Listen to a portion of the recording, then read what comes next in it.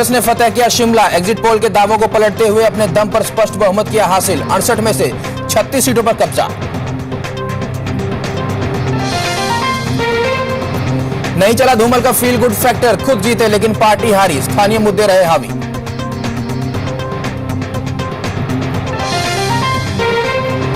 कांग्रेस में मुख्यमंत्री पद को लेकर हो सकता है घमासान। वीरभद्र सिंह, कौल सिंह और विद्या स्टॉक्स रेस में, पर गेंद हाईकमान के पाले।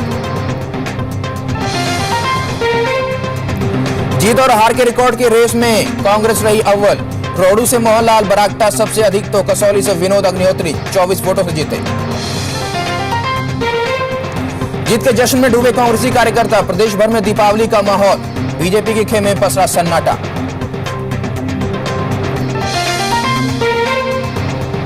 हिमाचल में मोदी बेअसर पर गुजरात में लगाई हैट्रिक। लगातार 5वीं बार बनाएगी बीजेपी सरकार।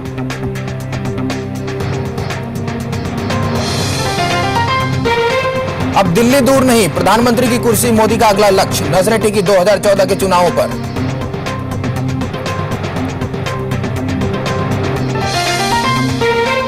और दिल्ली गैंगरेप पर शीला सरकार का बयान। जरूरत पड़ने पर पीड़ित लड़की को इलाज के लिए भेजा जा सकता है विदेश। लड़की की हालत अभी भी नाजुक।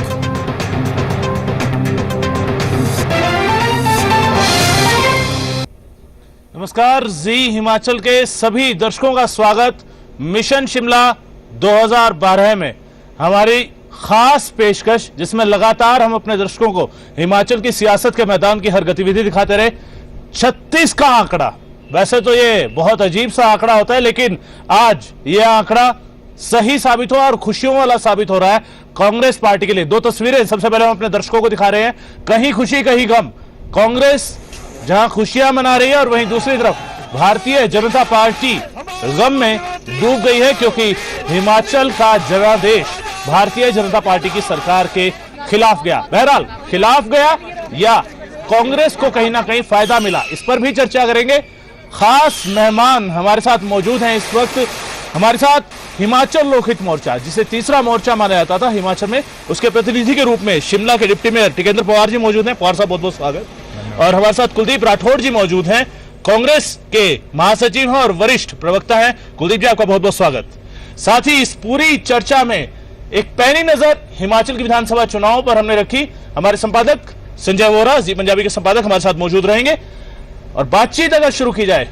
कुलदीप जी, सबसे पहले तो आपको बहुत बहुत बधाई जी, धन्यवाद। आपने वो आंकड़ा, जादुई आंकड़ा जो 35 माना जाता था, उससे एक और जोड़कर 36 तक तो पहुंच गए। आप तो छू लिया वो आंकड़ा। पिछले कल जब चर्चा हो रही थी तो आप मुझसे बार बार पूछ रहे थे, तो मैंने यही कहा था कि हम जो है स्पष्ट बहुमत लेंगे। जी, तो आज जो आंकड़ा आया, सबसे पहले तो ये जो आंकड़ा है 36 का आंकड़ा, इसे क्या मानते हैं आप? देखिए, हिमाचल प्रदेश में हमारी सरकार बनी है और निश्चित तौर पे जो है जो हमारी अपेक्षा थी उसके अनुरूप हुआ है, लेकिन कहीं ना कहीं हमको लगता था कि ये आंकड़ा बढ़ेगा।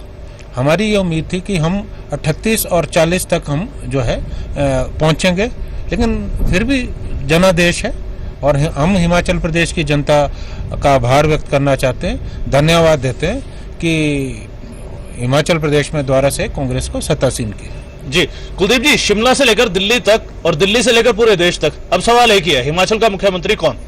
देखिए, कल भी आपने मुझसे ये प्रश्न पूछा था। नहीं, अब तो आप जीत गए हैं। हाँ, निश्चित तौर पे हमारी विजय हुई है जी। मैं ये समझता हूँ जो कांग्रेस पार्टी की एक रिवायत है जी, जो कांग्रेस पार्टी की एक परंपरा है, उसके मुताबिक ही यहाँ पे जो है फैसला होने वाला है।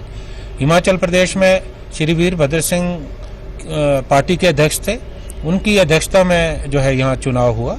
हम चुनाव में विजय रहे और पार्टी की जो ये विजय है, मैं ये समझता हूँ वीरभद्र सिंह जी का भी जहाँ योगदान रहा है, वहाँ लगभग 5 वर्षों तक हिमाचल प्रदेश में कांग्रेस पार्टी ने जो मजबूत विपक्ष की भूमिका निभाई और भारतीय जनता पार्टी के कुशासन को जो है हम जो है बेनकाब करते रहे, ये उसका भी परिणाम है। क्योंकि हमारे कार्यकर्ताओं ने लाठियां खाई, आंदोलन किए, उन पे झूठे केस जो है मुकदमे बनाए गए, हमारी विजय हुई है। अब जहां तक मुख्यमंत्री का प्रश्न है, आज हमारी सूचना के मुताबिक देश के जो वरिष्ठ नेता कांग्रेस पार्टी के, जो हमारे होम मिनिस्टर है सुशील कुमार शिंदे, उनको जो है पर्यवेक्षक नियुक्त किया गया है। सुशील कुमार शिंदे जी अखिल भारतीय कांग्रेस कमेटी के महासचिव भी रहे हैं और वो हिमाचल के प्रभारी भी रहे हैं, इसलिए उनको हिमाचल प्रदेश के बारे में उनको बहुत ज़्यादा जानकारी है। मुझे लगता है कि जल्दी ही कांग्रेस पार्टी नहीं, मैं कहना चाह रहा हूँ जो अहम बात है, कांग्रेस पार्टी के विधायक दल की जो बैठक होने वाली है उसमें श्री सुशील कुमार शिंदे जो है शिरकत करेंगे और जो हमारे विधायकों के इसके साथ उनका विचार विमर्श होगा उसकी जानकारी वो हमारी राष्ट्रीय नेतृत्व, हमारी राष्ट्रीय अध्यक्ष श्रीमती सोनिया गांधी को देंगे और अंतिम जो फैसला है वो हमारी पार्टी की जो राष्ट्रीय अध्यक्ष है वो श्रीमती सोनिया गांधी लेंगे। क्योंकि ये खैर हर बार ऐसा ही होता है, जब किसी विधानसभा चुनाव में कांग्रेस जीतती है तो कहा यही जाता है कि क्योंकि वो एक रवायत है, कुलदीप जी ने कहा रवायत ही है, लेकिन कुल मिलाकर अभी तक जो हिमाचल में जो फेस एक मुख्यमंत्री के तौर पर वो उभर के साफ साफ सामने आया है वो वीरभद्र सिंह का है। ये कुलदीप जी सामने नहीं बोल सकते हैं इस बात को, मैं जानता हूं इनकी भी मजबूरियां हैं, लेकिन जो पॉलिटिकल गलियारों में जो आम एक बात स्पष्ट हो गई है कि वीरभद्र सिंह ही मुख्यमंत्री बनेंगे। दो नाम और जो चर्चा में आए थे, कौल सिंह ठाकुर और विद्या स्टोक्स बहुत ज्यादा एक्टिव रही नहीं है पिछले कुछ दिनों में पॉलिटिक्स में, और ठाकुर कौल सिंह को अभी अध्यक्ष पद से हटाया गया तो वीरभद्र सिंह को दिल्ली से लाया गया। उसका बहुत साफ संदेश कांग्रेस ने दिया था कि वो हिमाचल की कमान जो है वो वीरभद्र सिंह को सौंपने की तैयारी कर रही है। जी टिकेंद्र पवार जी, आपकी ये जो जादुई आंकड़ा जो कुलदीप जी कह रहे थे, कुलदीप जी कहीं ना कहीं टिकेंद्र पवार जी ने भी खास भूमिका अदा की आपके इस 36 के आंकड़े में, शायद ये आंकड़ा कुछ बढ़ सकता था। हाँ, देखिए आपने बिल्कुल सही कहा है। कुछ जगह पे जो है कुछ जगह पे है जो है इन्होंने भी रोड़े अटकाए, नहीं तो ये आंकड़ा बढ़ सकता था। अच्छा, ये आपका भी बढ़ सकता था और भारतीय जनता पार्टी भी शायद वापिस आ जाती। नहीं, भारतीय जनता पार्टी को अभी जो हम विश्लेषण कर रहे थे जी, फौरी तौर पे हमने जो विश्लेषण किया, भारतीय जनता पार्टी को ज्यादा नुकसान नहीं है। चलिए टिकेंद्र जी से पूछते हैं। टिकेंद्र जी, जिस तरीके से आंकड़ा सामने आया, क्या मानते हैं आप इसे? कांग्रेस की जीत एक बात साफ ही या बीजेपी की हार? नहीं, बीजेपी की हार, मतलब और सिर्फ उसी को आप उतना मत इसको नैरो मत लीजिए।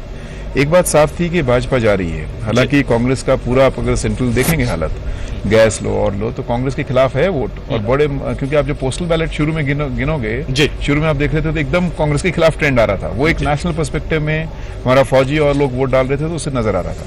लेकिन आप इसको थोड़ा बियॉन्ड देखिए, 1990 के बाद से आप इलेक्शन देखिए, कोई भी इलेक्शन में दोबारा रिपीट नहीं हुई है। क्यों?